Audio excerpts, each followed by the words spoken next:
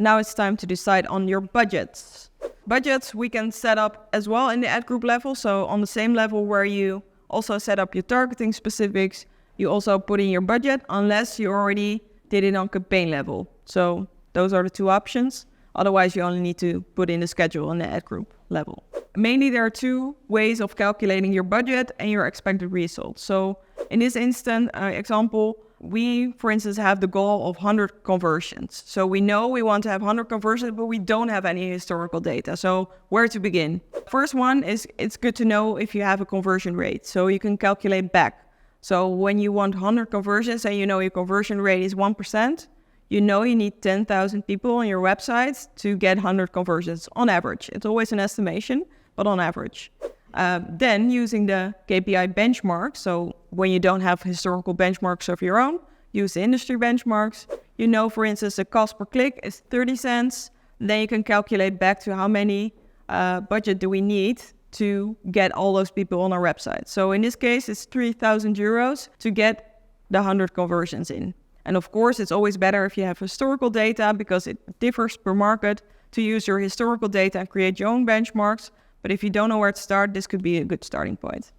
And the other way around, it could be, like you said, if you have a random budget, but somebody, maybe a manager or a colleague ask, okay, well, you're planning to use 3,000 euros, but what can we expect? This is a way to also calculate it backwards using the KPIs.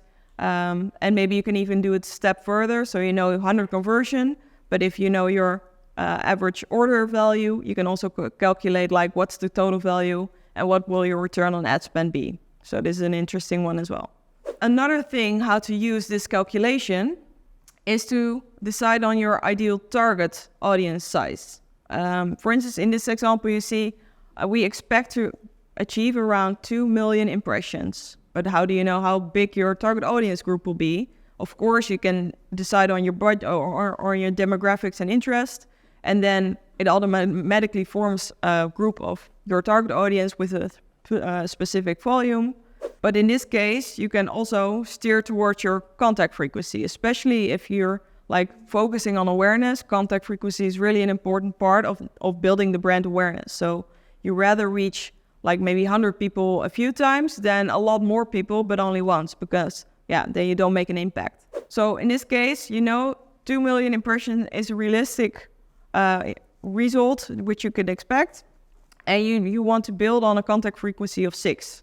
So you can divide the 2 million impressions by 6, and then you have your ideal targeting audience size. So when you're trying to set up your target audience, on the right, you'll see an estimation of how big your target group is now.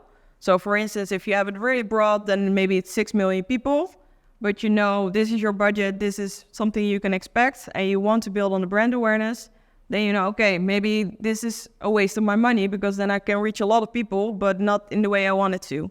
So you want to maybe narrow down your target group until a point, for instance, in this case, maybe around 350 or 400,000 people. So you're not wasting your money and you're using your money as specifically as you can, so it's more efficient. So one way to narrow down your target audience could be adding interest, excluding target groups, maybe defining the target audience when it comes to age a bit more, maybe more specific locations, which is hard for TikTok, of course.